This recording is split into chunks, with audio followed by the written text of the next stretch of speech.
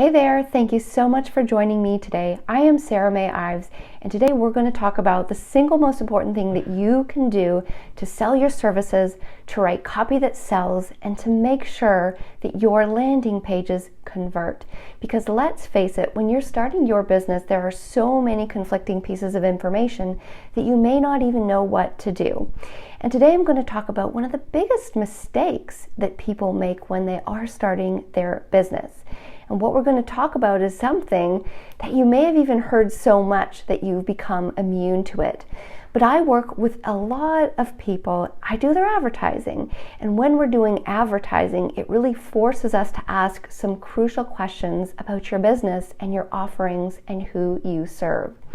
So one of the most important things that you can do to improve your copywriting, to sell your services, and make sure that your landing pages convert is to be extremely clear on who you help. So defining your niche is something that's really kind of thrown around in a lot of coaching circles, and you may even think, oh gosh, Sarah, I've heard that so many times before. I already know that I have to zone in on a niche, but it's either overwhelming, you don't know what to do, you don't really know how to pick a niche when you're just starting out, when you're not even sure which one of your skills might be the most profitable or what might be the most helpful to people. Here's what happens when you don't know your niche. So when you don't know your niche and then you go straight into advertising, putting together some packages and landing pages, what's going to happen is that you're going to get a lot of people that maybe are interested in you and what you have to say, but you're going to ultimately not be able to close the deal or to make sales because you're not being descriptive enough with their problems and what they're going through. So when it comes to picking your niche, it's so much more than just say picking your niche. Oh, I work with stay-at-home moms who want to start a business. Well, you really actually have to know the nitty-gritty detail of their day-to-day life. The reason why you need to know these details is because these details are going to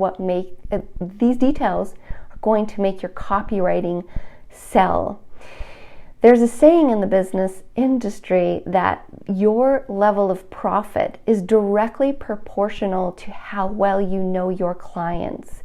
So you need to know in great detail what they're suffering with right now, even to the point of saying, like, I know what they feel like when they wake up in the morning.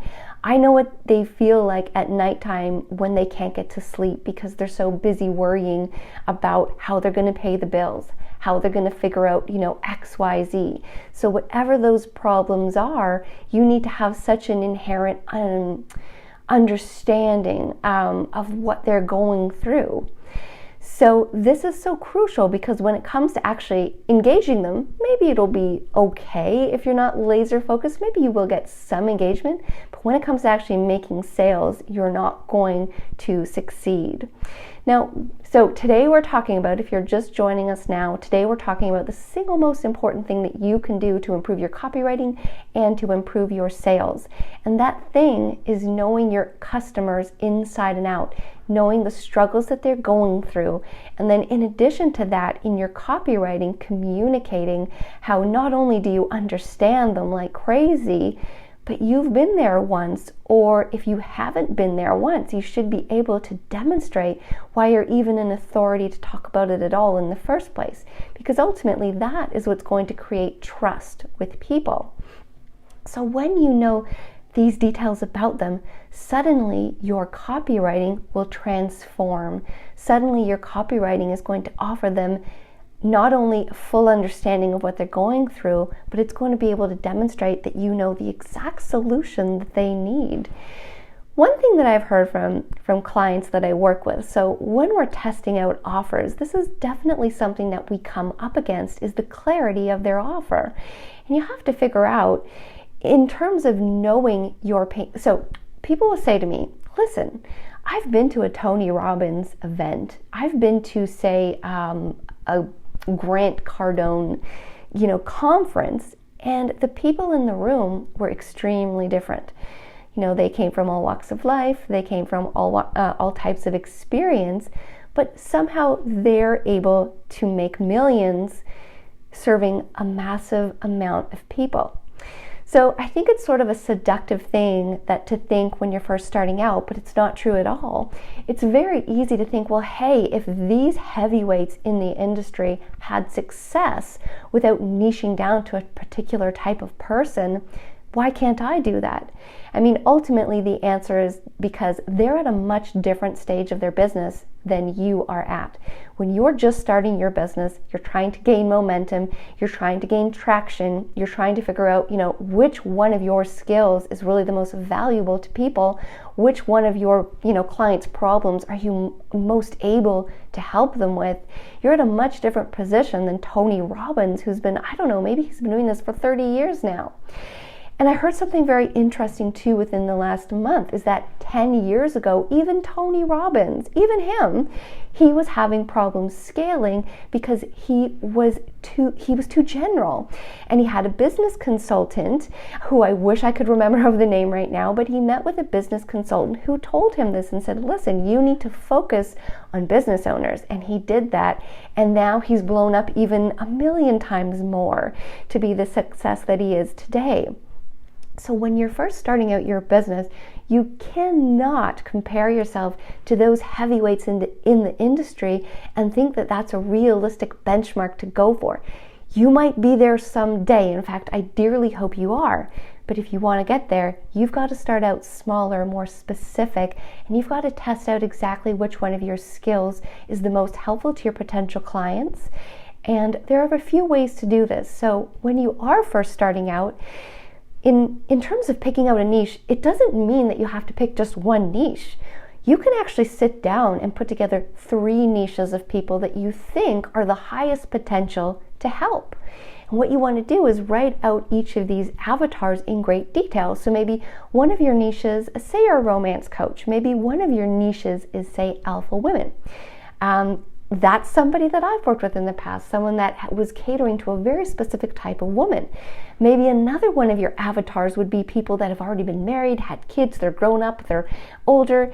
And then maybe another one are people that are in their 20s and they're just doing online dating and they don't know what to do. So there's different ways that you can package your ideal avatar, and you don't have to pick just one. And I'm going to tell you right now how you can actually test this out without sinking an immense amount of money. So what we're talking about today is the single most important thing that you can do to have more compelling copywriting and to sell your services more. So once you have the niches that you think are most likely to convert, what you can start doing is posting on your page every single day, posting content that might apply to these people.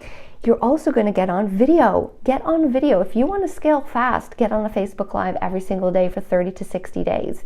Talk about this different content. Relate it to the 3 different specific niches. Maybe you're going to rotate it every 3 days. You're going to do one topic for niche A on one day, another topic for niche B on the second day, and then you're going to continue the cycle.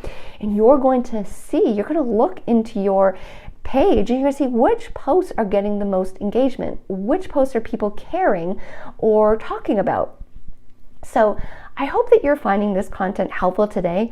We're mainly talking about how it's so important that when you're starting out, say you're a life coach, you need to be specific in who you're helping and why you're helping them.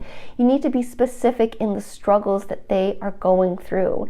And even if you don't know your ideal avatar right away, you can put together 3 prototypes of those avatars and start doing content for all 3 of them and test it out.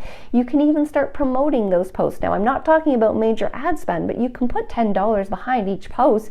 You're only looking at roughly $300 a month. That's virtually nothing for Facebook ad spend.